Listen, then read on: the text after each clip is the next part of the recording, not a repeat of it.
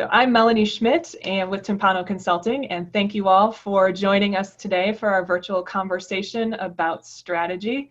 Very excited to continue our learning community and continue to extend that and to start adding in some additional topics that move beyond financing and funding from an SBA, PPP, IEDL, all of those acronyms that we're trying to keep straight, and start to focus forward and move ahead in pulling our organizations forward, moving ourselves forward, and finding new ways to get unstuck. That is part of what I do with Timpano Consulting, so I have the honor and privilege of facilitating progress for organizations, particularly as they are navigating change and transition. And I am delighted to have with me on the meeting today, Steve Zimmerman with Spectrum Nonprofit Services and Susan Detwiler with the Detwiler Group, both of whom are strong strategists, and all three of us bringing different perspectives into this conversation. So anticipating that will ensure that you will walk away with at least one thing you are going to use, if not in the next 45 minutes, certainly within the next day and well beyond that.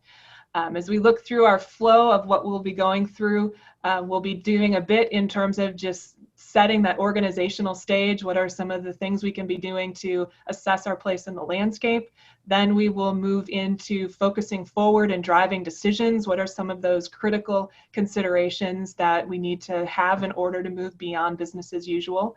And then we'll also focus on the people side of this equation and what opportunities do we have in order to engage people and engage our communities so that when we are moving forward, we're really moving forward in ways that will benefit all of our stakeholders and make everyone stronger on the other side. Even if that means you're going through peaks or valleys or what that might look like, we're all going to be moving through this at our own paces, and that's part of what we need to understand and appreciate. One of the things that we will do, just to give folks an opportunity to find their way into our space today, is share a bit of some information I thought particularly timely when we are talking strategy today. I had my Harvard Business Review tip of the day come in, and lo and behold, what was it about? But it was a call to leaders, and it was about ensuring that leaders are not just responding to the moment, but they are planning for the future. And so some tip that was adapted from an article by Eric McNulty and Leonard Marcus. And it's imploring leaders to, when you're in the midst of a crisis, it can be hard to think past your short-term response. But as a leader, your primary focus needs to be on the long term. After all, it's your job to lead your people into the best possible future. So to be able to do that, you need to delegate. Trust your people to handle the immediate response and provide them with support and guidance to make tough decisions. Your time as a leader should be dedicated to planning for the future. You need to anticipate the obstacles that will arise in the next weeks, months, and even years, and set a course for your organization accordingly.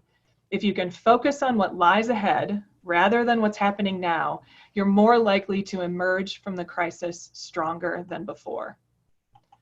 And I also wanted to level set a bit for us today if we think about strategy, because strategy is one of those things that is really important to ensure you're on the same page in terms of language. And what that language might look like or sound like or be understood as is different depending upon the people with whom you're talking. So I'm going to put forward a statement about what strategy is, and then Steve and Susan are going to weigh in on it as we move forward, and all of you are also invited to weigh in on that in the chat function so that we can keep the conversation moving. So when I think about strategy, to me what it really comes down to is it's a set of guiding principles, and that strategy, it's the how people are going to be able to move forward. It's the set of principles, it's the roadmap that helps individuals within organizations make decisions and align their resources. It should be a clear roadmap, and it is also something that, in my opinion, is worthless without aligned actions that go along with it.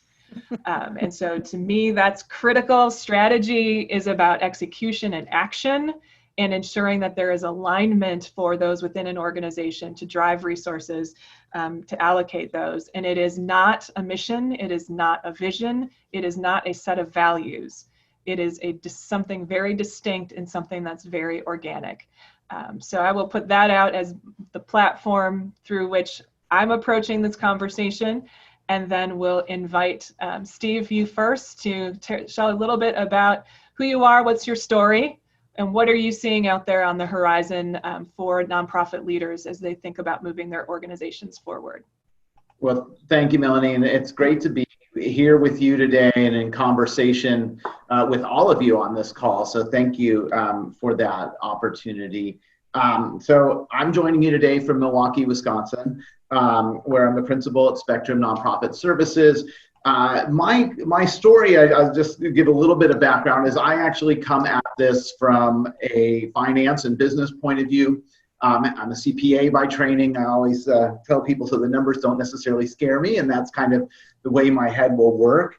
And then, and having worked for a lot of community-based organizations out on the West Coast, where I'm from originally, before going into the consulting world.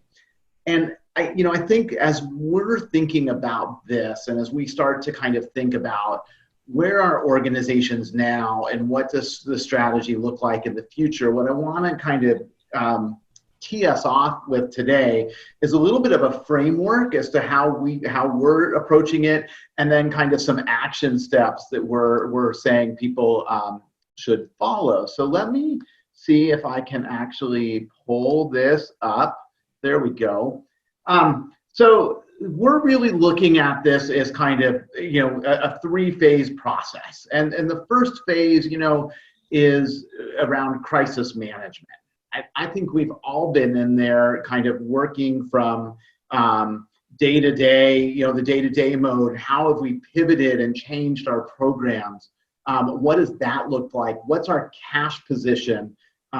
Really understanding that, do we, you hit the nail on the head there with the PPP and the EIDL and the SBA and all these different acronyms that we never had any idea what they meant before, because frankly they didn't mean anything before. And it's soon that we'll have the forgiveness part that will come up on that as well. So there's an initial side that is really focused on that, and how do we stabilize our organization or get to whatever that may mean. And for me, I think when I use that term, I use that of trying to at least think beyond day to day and perhaps beyond week to week, so that things are kind of beginning to run. That may mean your organization is shut, right? I mean, a lot of arts and culture organizations, stabilization means right now, okay, things are closed and canceled, and here we go. But then you get to that second stage, which is really for me where strategy begins, or strategy kind of moves to, I should say, and that is in reimagining the organization.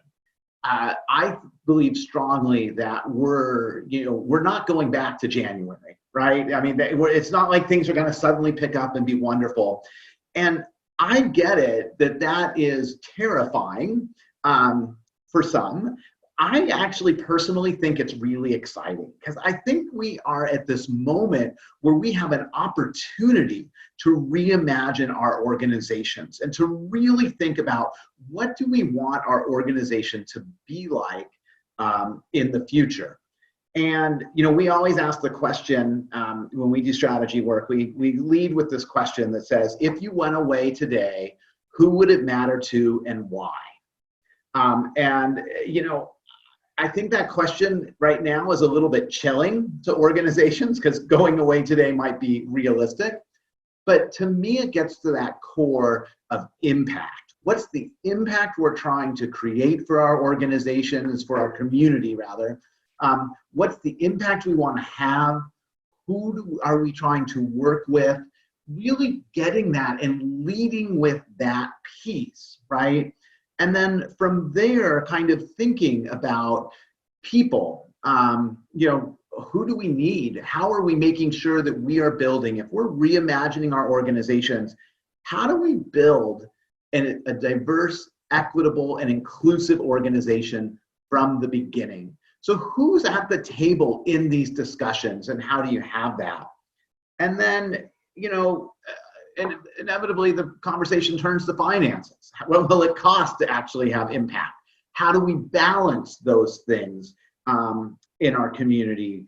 What's a sustainable revenue strategy? And I really felt I wrote a piece not too long ago that talked about the fact that fundraising in many circles had become very transactional. People were not building authentic, deep relationships. And that is worrisome to me, because that's not what our sector is about, and I don't think that drives sustainability. So this is an opportunity, when we think about revenue strategy, of being intentional and saying, who do we want and how do we connect with those people, and share a value and share some financial resources to be able to have impact. And then all of that is influenced by the community. It's a fourth piece there, but it really encompasses all those other three, because that's kind of who else is out there that you can partner with, and strategic partners for the organization. What are funders in your community doing? What do constituents need, and who else? What about your staff? Are we building a livable wage? All of those pieces that kind of can influence your reimagining. We believe, and I believe strongly, we can't have too detailed or specific of a roadmap. It's the guiding principles piece, because I think that strategy is not something you do once. It's an ongoing process of strategic decision making, but then really thinking about that component, and thinking about how do we implement, how do we learn from that, and how do we build that. So that's kind of our overarching framework. I do want to also kind of show you, the more practical, like what are the 5 things that people need to do today?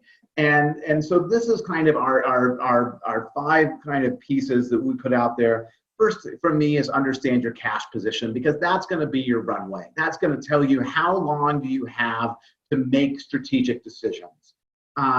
To assess the damage of your revenue streams and kind of understand where are our partners and our financial partners. How does that work?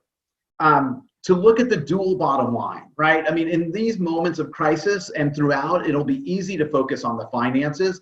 But as I just said before, we want to lead with impact. And how do we recognize that deep interconnectedness between an organization's ability to accomplish its mission and its ability to be financially viable? So rather than saying, oh, we're going to cut the budget by 10%, let's really assess what programs are having impact, what aren't, and make some strategic decisions there. And then lastly is kind of these 2 pieces that no one person has all the answers. So how do you include everyone in this discussion? I really think that this is a moment in time when we can be community informed, community led, and not just community based organizations, but we can be community strong organizations that are creating impact and changing kind of the world that we live in. And then the last piece there is, in order for that to happen, we need to make sure we communicate consistently. I think you said it perfectly when you did that intro from HBR. It's easy to get stuck into the day-to-day because that's the urgent. But how is it that we lift up and make sure that we're communicating? Because that is what will allow other people to help. So, just some food for thought, kind of our framework there, and then, kind of 5 things that we think about in terms of starting us off and thinking about strategy as you guys move forward. Thank you for that, Steve. I think it's good food for thought. I love how you bring in that, one of the foundational components is that financial piece of things and that financial position and consideration. And I think it's also such an opportunity for leaders to really understand where do they typically approach these conversations, from what position, where are they more comfortable and where are they not more comfortable? Because for some people, approaching it from that financial assessment and keeping it very sort of analytic scenario planning, figure out the numbers and then move is very comfortable. And for others, it's the complete opposite. Mm-hmm. And so, as you said, it isn't a one-person thing. This is about engaging your full staff, your boards, the stakeholders around you, consultants and others who can really ensure that your focus is moving forward and you're checking all of those boxes, not just focusing in one area. Susan, I'd like to bounce it over to you, if we may, and kind of have you elaborate and kind of you think about strategy, how nonprofit organizations can really focus forward and move beyond business as usual. What are you seeing? What are some of the considerations you'd offer? And while she's preparing, and also a bit of your story, I'm going to go ahead and launch another poll to give a sense in the room for how the pandemic is affecting your organization. Has it rocked your world? Has it sparked opportunity? Is it potentially the end for your organization? Or you've just been going, or others still trying to figure it out? So take a moment to respond to that anonymous poll. And Susan, what's your story and what would you share? Well, thank you so much, Melanie, for this opportunity. And Steve, it was great to first meet you yesterday and to hear what you're saying today. We hadn't met before, and I'm hoping that's not the only time.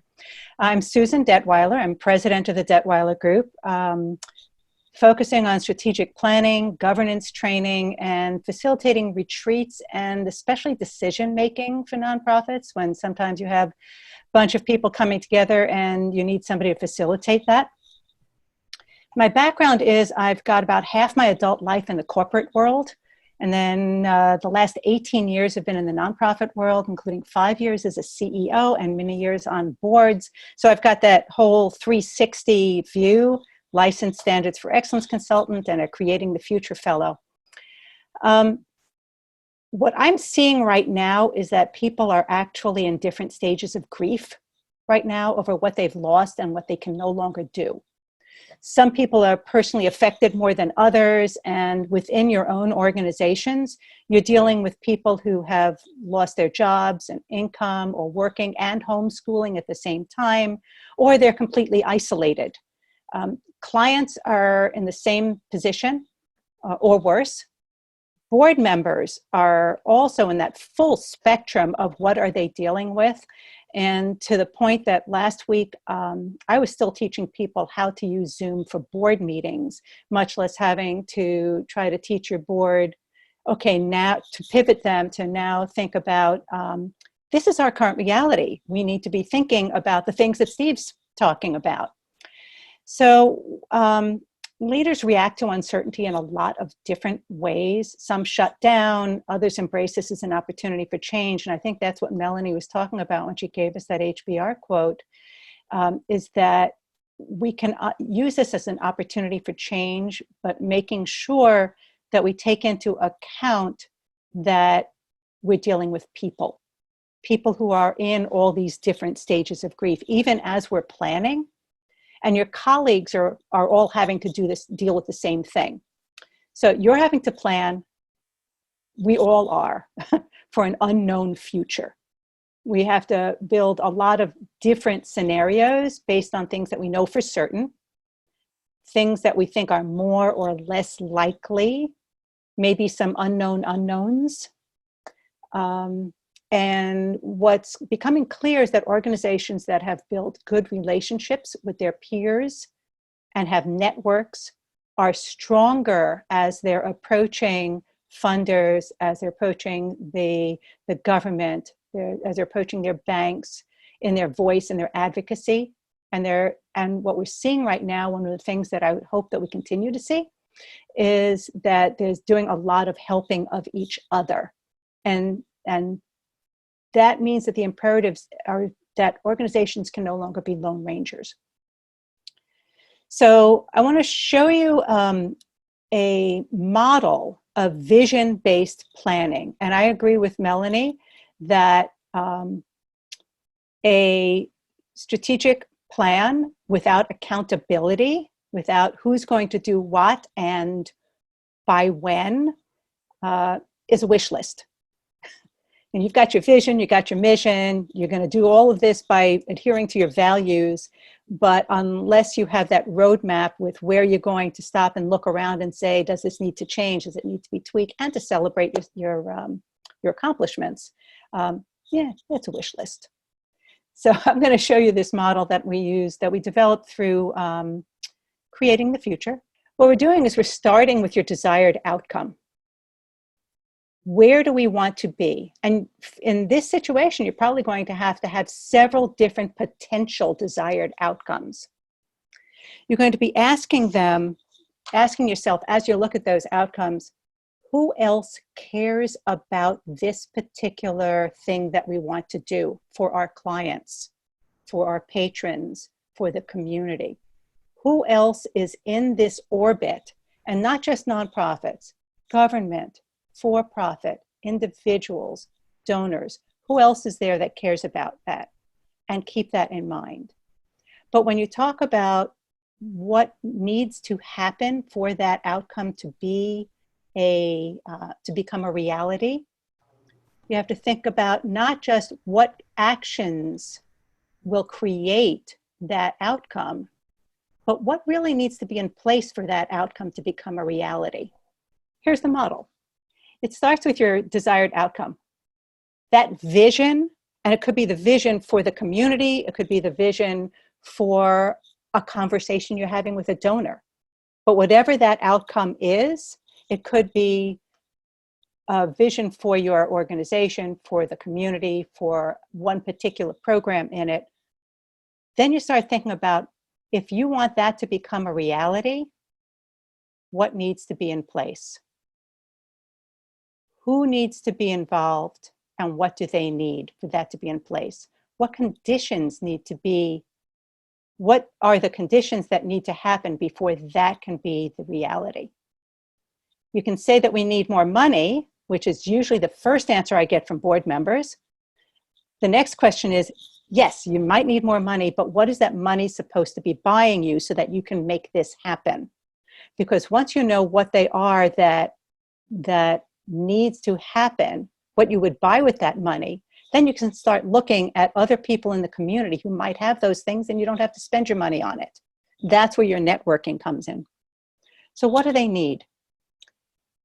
What will it take to get those things? And you just keep on asking that question over and over again until you come back to what you actually have in place and know what actions you can take to create the conditions that will emerge so that the outcome emerges.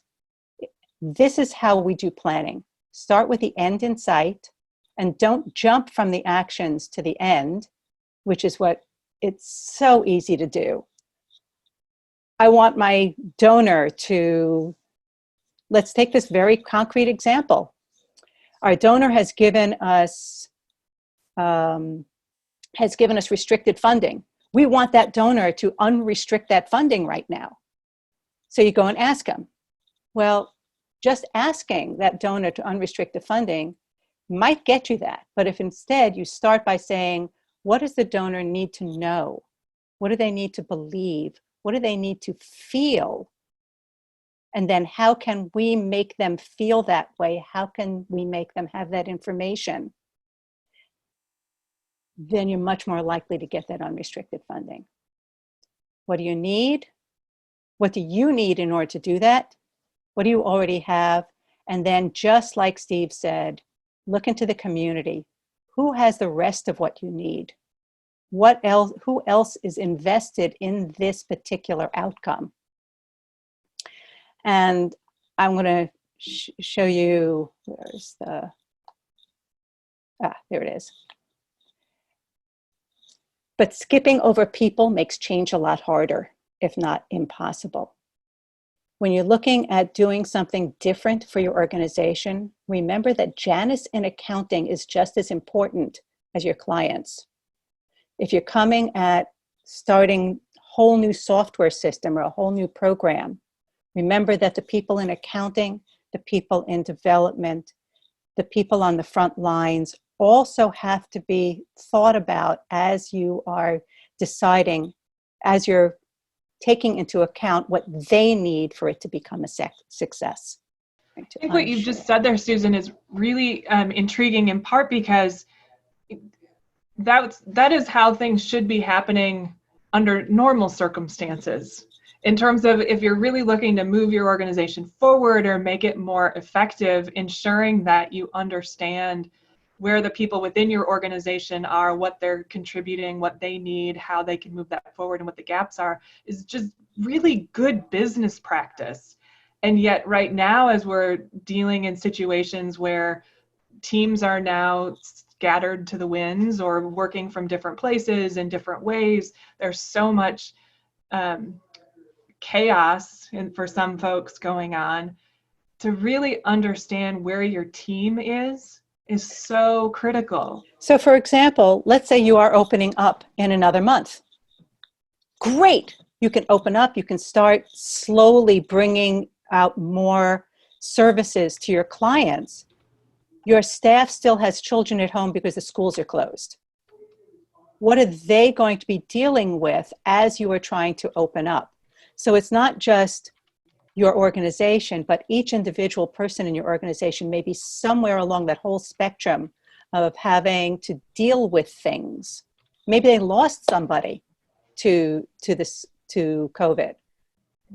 Maybe they are separated from their family because the family can't leave where they are. So it is very important to be thinking about your organization and its sustainability, because that way you can continue to pay your people. But at the same time, as you're doing that, you have to think about the people involved. And with that, I'd love to hear what questions people have.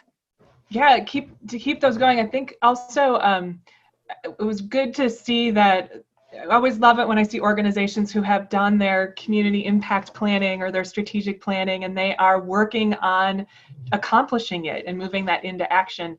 And a question that has come up in the chat, as well as an affirmation, is so many organizations are now figuring out how does that apply today with what we thought we were going to be driving forward as of January of this year. How much do we need to revisit it? What else is possible? And how much has the situation actually changed? And I find that really something that we need to focus on. And it reminds me of one of the other frameworks that we've used to help organizations figure out where they are in a changing landscape. First, you have to step back and actually look at what is the landscape in which you're finding yourselves, and to see how much of that has changed since you gathered all of that data and evidence to go into your planning process earlier this year. And then to pause and think about, with that new landscape that's out there, what is our position and what are our options? And to go back through the language that you've created in your impact or your strategic plans and just do that validation or check on what really matters. How much of that is really appropriate today? And with what is that you want to move forward, who is going to be instrumental in making or breaking success in that? And when do you need to act? How do you need to act? Go back to Susan's concepts and looking at, what do you need and what are the gaps? What do you know? What do you believe? What do you feel? What do you do? And how do we really maximize those priorities? And I always love the concept of avoiding trivia, which seems so critical now when there is so much trivia that can get in the way, just in how we're thinking, but also so many distractions that have been added into our normal work days that used to be trivia of little questions. Now they're bigger questions. And Susan, what would you add to that? I think that it's really important that we know what we've been doing for our clients. Their needs have changed, and their beliefs of what they will need are now different. So we may have the same mission, but what we actually deliver in order to be fulfilling that mission is probably going to have to change in many instances. So, for example, the research is now showing that in terms of arts and culture, people are starting to think, yes, we will start going back to arts and culture organizations in the next 2, 3, 6 months, but we're more likely to be going to the kinds of places where we can be spread out from people. We're not going to go to theaters. We're going to be going to gardens and zoos. So what does that mean for theaters when they're trying to respond to the new needs and the new beliefs and the new feelings of their constituents. It's a great point in terms of everyone needing to rethink their business models and to get really creative about that too. And I wonder, a bit of a shift back to something that came up in the chat, Steve, and looking at the financial position and some of the lessons that so many organizations are able to carry forward from prior recessions in 2008 and things like that. When we did see in 2008, and we're certainly experiencing it right now, seeing a shift in terms of funder and donor priorities. And that right now what we've certainly been experiencing is the emergency response funds that have emerged. And it's what additional commentary would you provide when you think about lessons learned from back then, and then the importance of things like reserves that historically haven't always been valued by funders? Yeah, I mean, I think, it'd be great if they were, so that people had reserves in moments like this. And this is why we talk about them.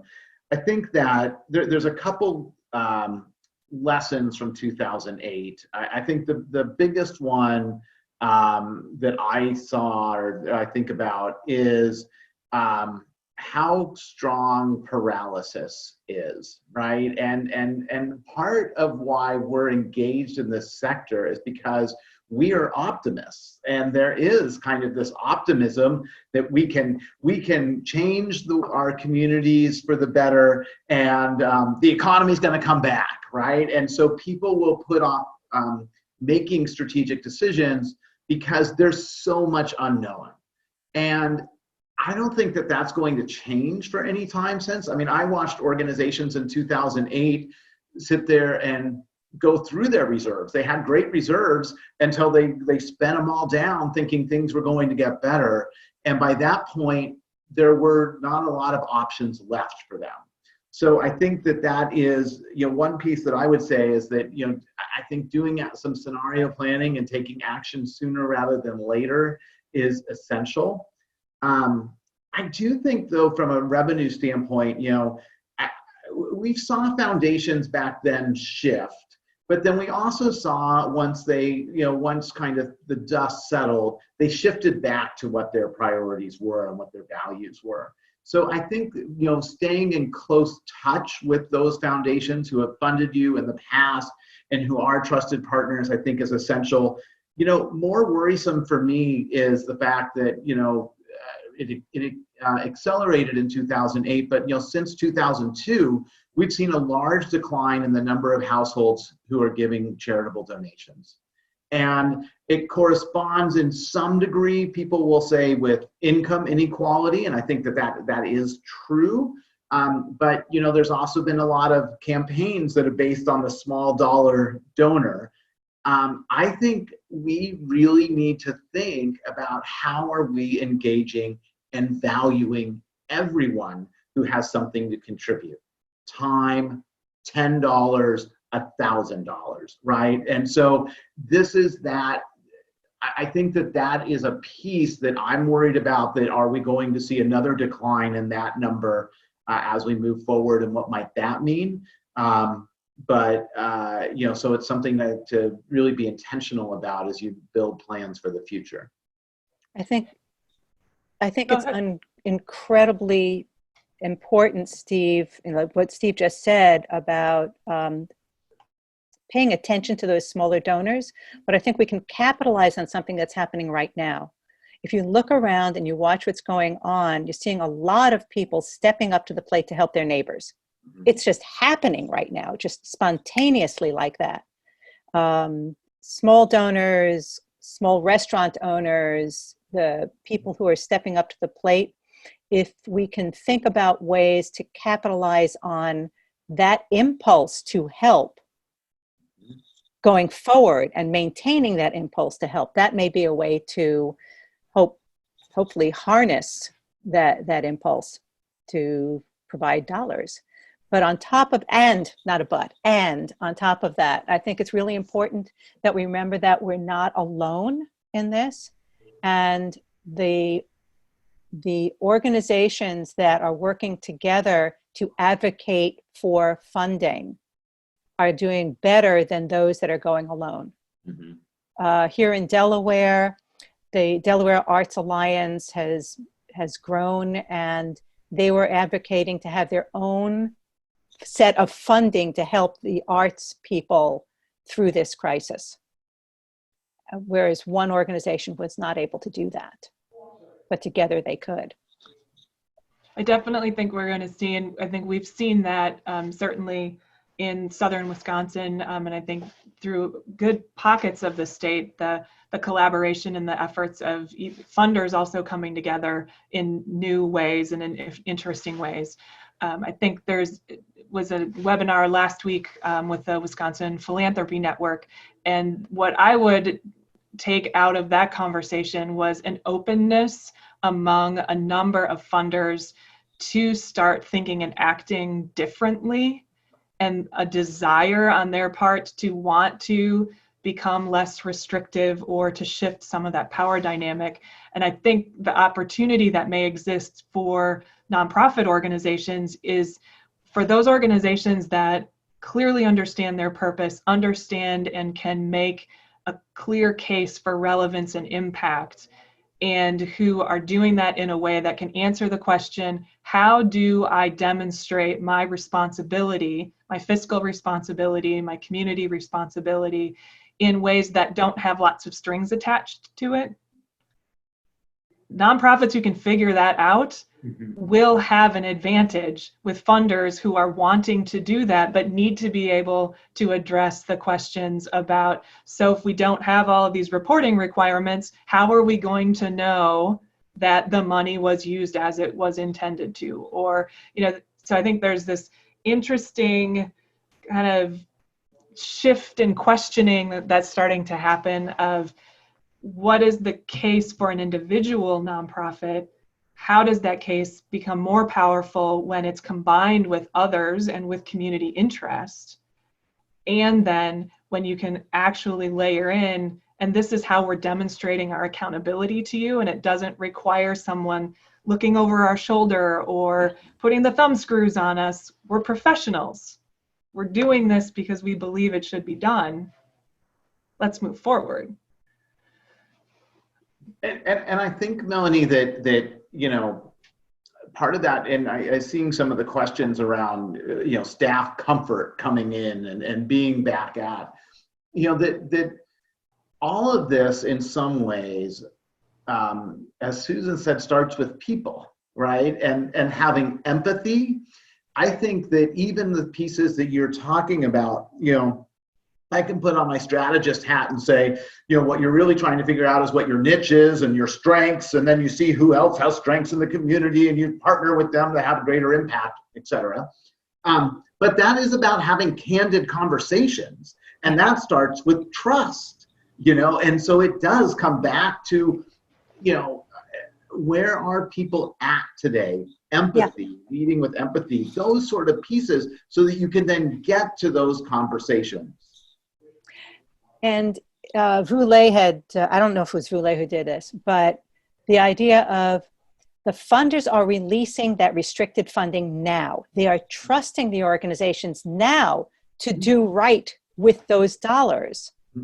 If we can point to that and say, you trusted us through this episode with unrestricted dollars, we've proven ourselves, what will make you feel comfortable with continuing that unrestricted funding? Mm-hmm. I like that. I also think, I believe that this is creating a lot of opportunities for organizations to also rethink how can they, as nonprofit staff, as nonprofit leaders, own and stand in their power. That there's been all of the discussion around the power dynamic and opportunities, but how can we provide, and I guess this is the question for all of you executive directors out there, or other staff who would want this for your executive directors, to be looking at what is needed to provide support, to provide that strength and that platform for the nonprofit executive director to be comfortable and confident moving forward saying, this is what we intend to accomplish. We are doing this. We don't need permission, we need support. And I appreciate Scott pumping in through the chat of being able to collect that data and the story of impact.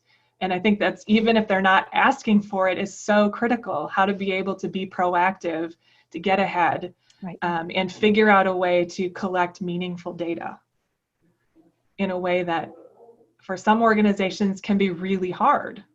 If you think about the fact that they aren't able to do longitudinal work with their client base, they serve them and then the clients move on. How can there be some creativity that comes in around that data collection and evaluation? I sense a future topic in that. I'd be curious what else, again, encourage, this is your time, your opportunity to take information away. So whatever you hoped you were going to get coming out of our time together today, now is your time. Get it in the chat. Make sure that we have an opportunity to address that. I think one of the other components, and then Susan, I'll turn the floor over to you, is in thinking about that change and transition, remembering that part of the trial and tribulation of it right now is there's so much change happening across so many different frontiers all at the same time. And so while people may be responding really well to change A, change B might be terrifying, change C might be completely disconcerting and they might not know. And so when we talk about helping employees and others really navigate the change, we're really navigating the transitions of a number of changes all happening at the same time. And so we have to be able to give ourselves grace and space to process how are we feeling about these various changes. How are we having conversations with our staff and employees about how they're processing it? How are we creating that clarity of purpose and expectation to give them some structure that's needed with the flexibility that people need in ways they haven't needed before as they're working from home and balancing closures and doing all of those things. And we're all going to get there at a different point. So providing that space and being really candid, as was said earlier, compassionate accountability is our future. It should be our present, and it definitely needs to be our future. Susan, you are going to offer up some additional thoughts. Well, mostly what you were saying. It's listening. It's not assuming you know what is going on with your staff person, with your client, with your donor, with your board member, but asking open questions and just listening is part of how you build trust, but it's building relationships, and it's open-ended questions. As a colleague of mine says, a good question doesn't have the answer embedded in it. As in, so are you feeling this way about the situation? No, it's, so what's going on right now? Tell me more. And actually being able to listen to them, that can really lower a person's stress level if they find that there's somebody who is actually listening. Not with the point of telling you what to do, but just listening. And that may actually help. I'm not going to assume I know what's actually going on in your staff person's mind, but Lisa posted that she's experiencing that with a staff member, and listening may help without the idea of what am I going to say next.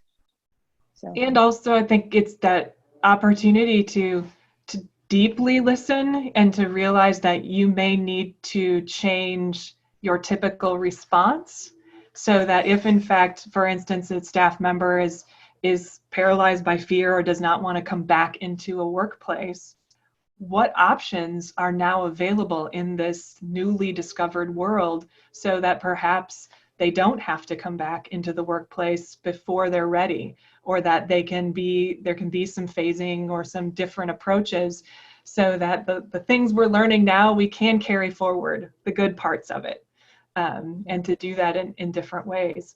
I think that authentic partnership also is referenced in a comment that Scott brings up about related to funders, but I think overall what we're finding is a lot of people don't have the answers.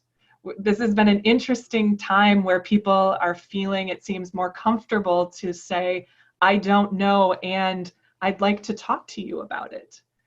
To move from that sort of transactional, whether that was previously, Steve, your comment about transactional fundraising, moving back toward relational fundraising. Yeah. Our world seems like we're poised to move back into relational, just living. And what could that look like?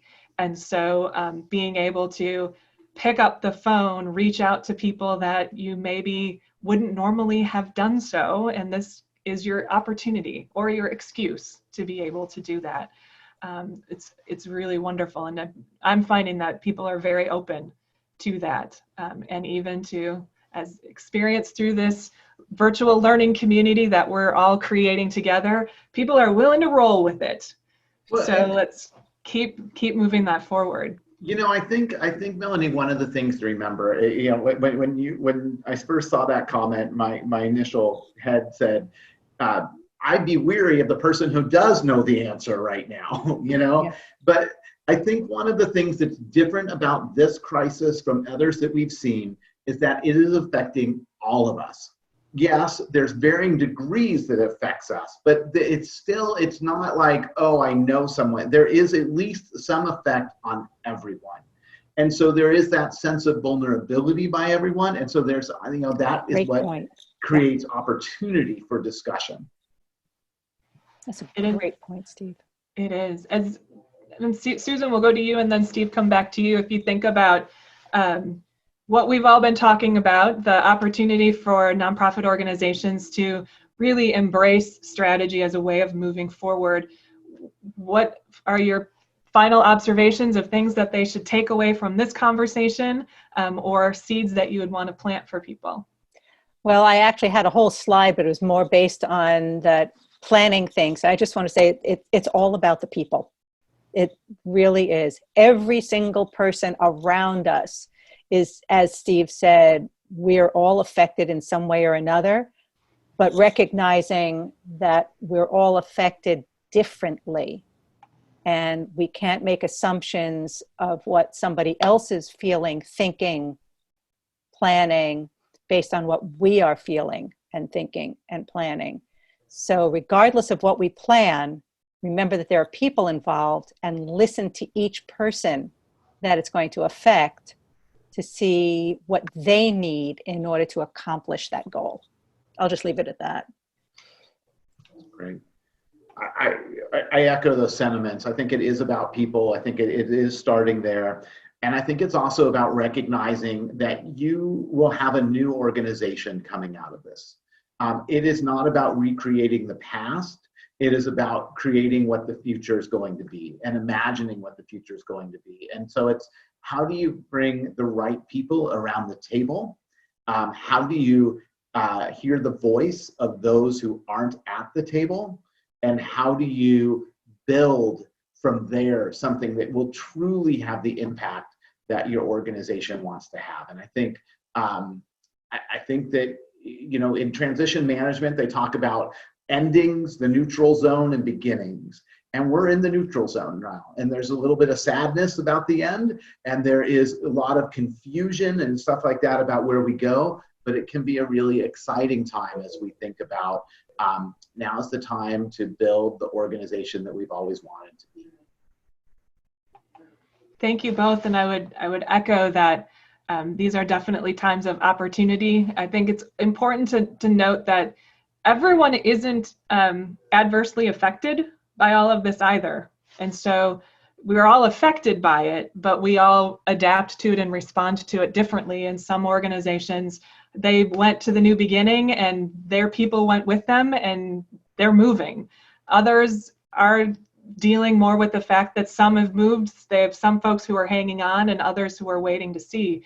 And so that's where it comes back to that deep listening, asking the questions about people, and really also remembering that as leaders in organizations, you do have that responsibility to step back, to pause, and to create the space to focus forward and to really understand and corral those resources around you of what are the key questions that we need to ask? And we may need to be doing them virtually through screens with our leadership teams or others, but that is really important to take that time and to make that time to ask the curiosity questions and to wonder, and to use this time as well when some people have more time to give, to ask for input and feedback from your communities and pull all that together in a way that positions you much stronger moving forward, because you're more confident in the information that you have.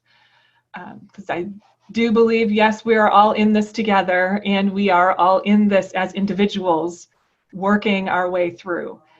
So providing that grace. I want to thank Susan and thank Steve for being part of our conversation, and all of you for joining in. Go forth. Remember that strategy plus action, when you consider the people involved, will really help propel your organization forward. So thank you, everyone. Have a good day and continue to enjoy your sweet, cloudy, sunny, and glorious weather that's around you.